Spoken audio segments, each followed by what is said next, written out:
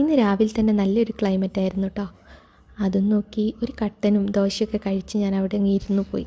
ഇന്ന് ഞാനും എൻ്റെ ഫ്രണ്ടും കൂടെ ഒന്ന് കോഴിക്കോട് ടൗണൊന്ന് കറങ്ങാമെന്ന് വിചാരിച്ചു. SM സ്ട്രീറ്റിലാണ് മെയിനായിട്ട് പോകുന്നത്. അവൾ വരുമ്പോഴേക്ക് റെഡി ആയിട്ടില്ല, എന്നെ എടുത്ത് തോട്ടിലെറിയുന്ന അവൾ പറഞ്ഞിട്ടുണ്ടായിരുന്നു. അതുകൊണ്ട് തന്നെ ഞാൻ പെട്ടെന്ന് തന്നെ റെഡിയായി. അപ്പോഴേക്കും അവളെത്തി.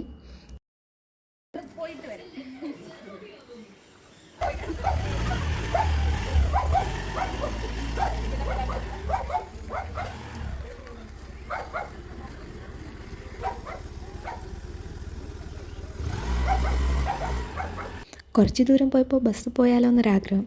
കാരണം ബസ്സിലാകുമ്പോൾ നമുക്ക് സംസാരിച്ച് ഫ്രീ ആയിരുന്നു പോവാമല്ലോ.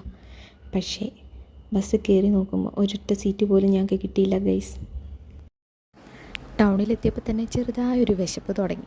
അപ്പോൾ പിന്നെ തൊട്ടടുത്ത തട്ടുകടയിൽ കയറി ഒരു ചെറുകടിയും ചായയും ഒന്ന് കുടിച്ചിട്ടോ. പിന്നെ നേരെ നമ്മുടെ സ്വന്തം മിഠായി തെരുവിലേക്ക്. കമ്മലുകൾ എന്നൊരു വീക്ക്നെസ്സാണ് കേട്ടോ.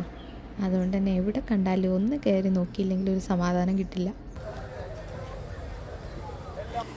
അങ്ങനെ ഒരുപാട് കടകളിൽ ഞങ്ങൾ കയറി ഇറങ്ങിട്ടോ. ഇഷ്ടപ്പെട്ട കുറച്ച് സാധനങ്ങളൊക്കെ വാങ്ങിച്ചു. നല്ല കളക്ഷനും അതുപോലെ തന്നെ നല്ല വിലക്കുറവുള്ള സ്ഥലമാണ് കേട്ടോ മിഠായി തെരുവ്. ഇത് സൺഡേ മാൾ എന്ന് പറയുന്ന ഒരു ഷോപ്പാണ്. മിഠായി തെരുവിനുള്ളിൽ തന്നെ ഉള്ളതാണ്. എല്ലാ ഐറ്റംസും അവിടെ തന്നെ കിട്ടും. നമുക്ക് ചെരുപ്പും മാലയും വളയും എല്ലാ ഐറ്റംസും അവിടെ തന്നെ ഉണ്ട്.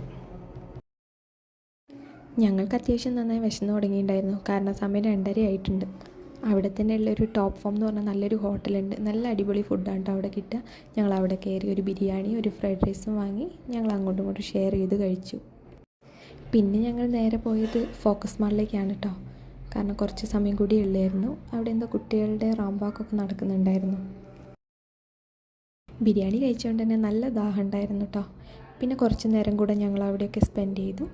അങ്ങനെ തിരിച്ച് ഞങ്ങൾ ബസ് കയറി വീട്ടിലേക്ക് പോന്നു. നല്ലൊരു ഔട്ടിംഗ് ആയിരുന്നു കേട്ടോ ഇന്ന്.